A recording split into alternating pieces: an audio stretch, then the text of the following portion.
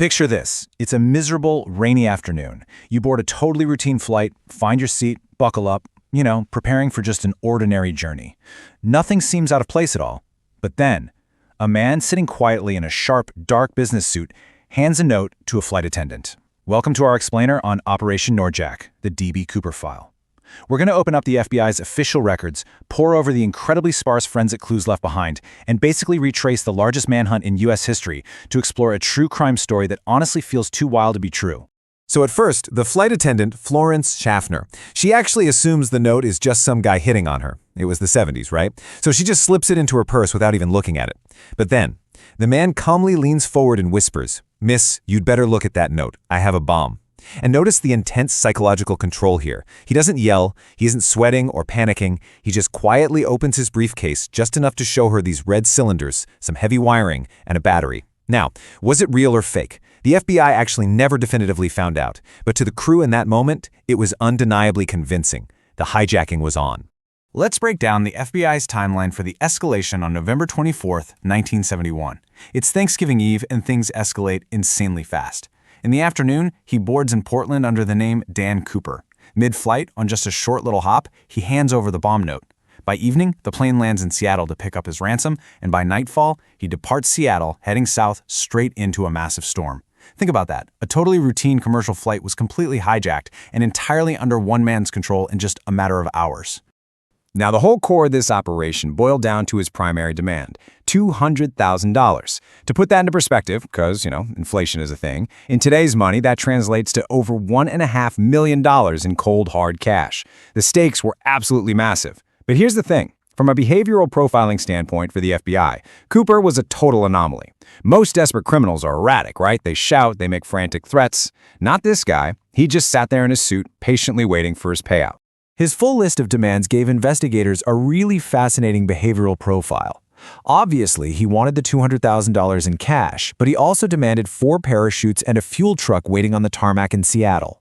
This is brilliant because it perfectly illustrates his highly analytical nature. By asking for redundant gear, 4 parachutes instead of 1, he completely threw off the authorities. Did he have an accomplice on board? Was he planning to take a hostage jumping with him? They couldn't risk giving him rigged parachutes. And while air traffic controllers are sweating bullets trying to coordinate all this, what does Cooper do? He literally just sits there and orders a bourbon and soda. When the plane finally touches down in Seattle, the exchange goes down. The authorities deliver the money and the parachutes. And then, something highly revealing happens. Cooper lets all the passengers go, completely unharmed. Only a small flight crew remained on board. Now, for the FBI profilers, this right here was a massive forensic clue. By releasing the passengers, he effectively removed the most unpredictable variable from his whole operation. It proved to the feds that he was a highly focused, non-sadistic offender. His singular, calculated goal was escape, which strongly signaled a disciplined, military-style operation. After refueling, the plane takes off heading south again, and Cooper issues a very, very strange flight plan. Step 1. Maintain a low altitude of exactly 10,000 feet. Step 2. Fly at an incredibly slow speed. Step 3. Keep the landing gear partially deployed and the flaps adjusted. Okay, so these conditions, they are definitely not random. They are the exact aerodynamic requirements needed to make a mid-air parachute jump out of a commercial airliner survivable. The slow speed keeps the jumper from getting shredded by wind resistance, and 10,000 feet is low enough that you don't need supplemental oxygen to breathe.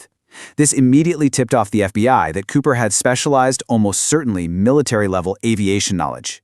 So, as darkness falls, the weather gets terrible. Heavy rain, strong winds battering the aircraft. Then, right around 8 p.m., a warning light triggers in the cockpit. The cabin pressure suddenly changes. The Boeing 727 had this unique rear staircase that could actually be lowered during flight. Just imagine the freezing cold air violently rushing into the unpressurized cabin, the deafening roar of the jet engines just screaming in the dark. Suddenly, the plane shifts slightly. The pilots actually feel this unusual movement in the controls. And that right there, that was the exact moment D.B. Cooper stepped off the staircase and vanished into the stormy wilderness.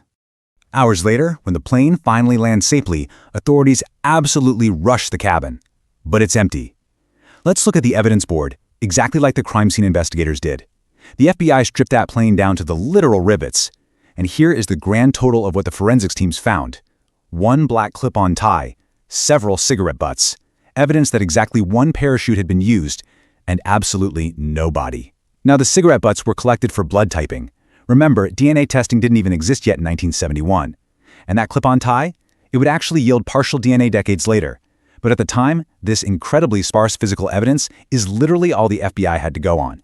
So the FBI launches Operation Norjack, which is short for Northwest Hijacking, and it immediately explodes into the largest, most intensive manhunt in FBI history. We're talking massive scale here. Thousands of suspects were interrogated. Fingerprints were painstakingly lifted from the armrests. They ran elaborate handwriting analyses on copies of the boarding note. I mean, they even deployed SR-71 Blackbird spy planes to photograph the entire flight path from the edge of space, while ground troops are physically out there trudging through the dense, freezing drop zones of the Pacific Northwest. Though right in the middle of this massive dragnet, a pretty hilarious, well, kind of ironic forensic detail emerges. The hijacker actually purchased his ticket under the completely normal name Dan Cooper. But thanks to a very early media reporting error, a reporter misheard the name of a person of interest that cops were questioning, and it was mistakenly broadcast to the world as D.B. Cooper. And the name just stuck like glue. This media circus surrounding a completely fake name actively hindered the FBI, generating thousands of false leads. So the world's most famous unidentified criminal is actually known by an alias he never even used. The absolute most crucial point investigators had to figure out in the FBI war room was this: did this guy even survive the fall? If you're the lead investigator, look at the facts. On one side, you have fatal conditions: pitch black, freezing rain, 200-mile-per-hour winds, a guy in a business suit and loafers with zero survival gear. Most experts concluded it was practically a suicide jump. But look at the case for survival on the right.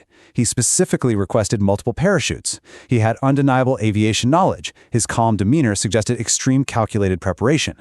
If he was a former military paratrooper, suddenly surviving that drop becomes incredibly plausible. Operating on the theory that survival was a strong possibility, the FBI profiled dozens of suspects over the years. Let's look at the heavy hitters. First, Richard Floyd McCoy. This guy actually committed a remarkably similar parachute hijacking just months later, but the physical evidence eventually cleared him of being our guy. Then there was Kenneth Christensen. He was a former airline employee whose background perfectly fit the psychological profile, and he even bought a house with cash right after the hijacking. Very suspicious, right? Yet, his physical description didn't match the flight attendant's sketches. Every single promising lead, every potential forensic match eventually just fell apart because they lacked definitive, irrefutable proof. For 9 long years, the trail was absolutely, completely freezing cold. Nothing. Then, boom, a shocking physical breakthrough. It's 1980, and a young boy named Brian Ingram is just vacationing with his family near the Columbia River. He's literally just digging a hole in the sand to build a fire, and he uncovers 3 bundles of $20 bills. But they weren't just standard cash. They were highly deteriorated, rotting, and still bound together by these brittle rubber bands. This one single extraordinary discovery of physical evidence completely jolted the cold case back to life. The total amount of cash pulled from that sandy riverbank was nearly $6,000. The painstaking forensic work that followed this discovery was absolutely critical. The FBI took those degraded, rotting bills back to the lab and cross-referenced the serial numbers against the massive master list they had carefully recorded before they ever handed over the ransom on the tarmac back in '71. And guess what? It was a perfect match. It was unequivocally Cooper's ransom money. At least a fraction of his payload had somehow survived and made it to the river. But here's the crazy part. This brilliant forensic breakthrough actually gave the FBI a massive headache. The Bureau conducted diatomoanalysis, basically studying the microscopic algae on the rotting bills, to figure out exactly how long the money had been soaking in the water. And it led to wildly conflicting theories. Did seasonal floodwaters naturally transport the money downstream from where his body landed deep in the woods? Or did he survive, walk away, and plant the money there later just to mess with the FBI? Finding the cash didn't close the case at all. Instead, the science just created way more complex questions. Decade after decade goes by. The legend just keeps growing, but the physical trail effectively ended right there at that sandy riverbank. Finally, in 2016, after more than 40 years of chasing ghosts and digging through wild theories, the FBI officially suspended the active investigation of Operation Norjack. They decided to shift their resources to newer, more pressing cases. But listen, the case isn't entirely closed. The physical evidence, the clip-on tie, the rotting money, it all remains perfectly preserved right now in FBI vaults. It's officially cemented as an open cold case file, basically just waiting for some future leap in forensic technology to finally crack it wide open. A man in a dark business suit hijacks a commercial plane, demands a literal fortune, steps out into the freezing stormy night, and simply vanishes into thin air. No confirmed identity, no arrest ever made. Just a few cigarette butts, a cheap tie, and some rotting $20 bills buried by a river. It is the ultimate real-life thriller. So I leave you with the ultimate unsolved mystery to chew on. Who do you think was D.B. Cooper?